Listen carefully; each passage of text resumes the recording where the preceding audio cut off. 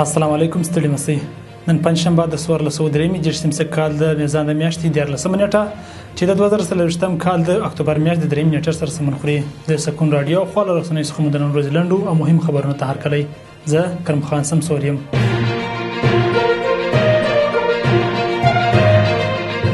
په ننګرهار ولایت کې د تورخم سرحدي امارت مسؤلینو خبر ورکړی دی چې د پاکستان له زندانونو 15 افغان بندیان خوشي او بیرته خپل هیواد ته راستنه شوي دي. د یاد امارت د معلوماتو له مخې دا کسان د قانوني اسناد نه لرلو له امله د پاکستان د پېښور په زندان کې له 15 ورځو څخه تر 2 میاشتې پورې بندیان وو.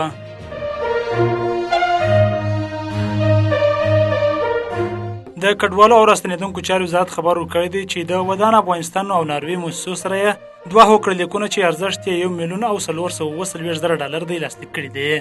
د دوه هوکړلیکونو له مخې به ناروې مؤسسه د څه باندې $880,000 په لګښت او ودان افغانستان مؤسسه به د څه باندې $230,000 په لګښت په بېلابېلو برخو کې خدمتونه وړاندې کوي.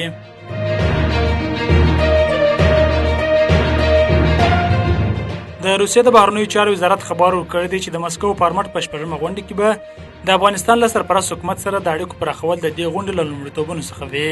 روسي رسنیو د دغه هیواد د بهرنیو چارو وزارت د ویان د قول خبر ورکړی چې د مسکو 8مه غونډه به د جمعې په ورځ ترسره شي چې د افغانستان د بهرنیو چارو سرپرست وزیر به هم پکې ګډون وکړي.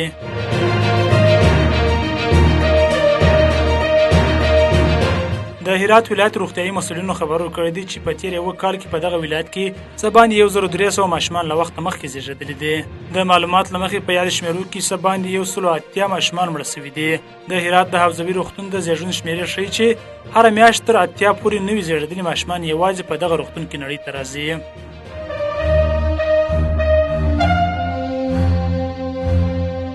د راپورونو مخې د هند پولیسو پرون د نشي توکو یو لوی بسته نیولې ده. د پولیسو په خبره دا 580 کیلوګرام کوکاین دي چې د بازار د نرخ لمخې به $280 میلیون ته رسیږي. د معلومات لمخې پولیسو په دې تړاو 4 تنه نیولې دي او په دې باور دي چې دغه قضیه کې د مخدره موادو د قاچاق یو نړیوال سازمان لاس لري چې مشري په نوې ډیلي کې افغانان کوي.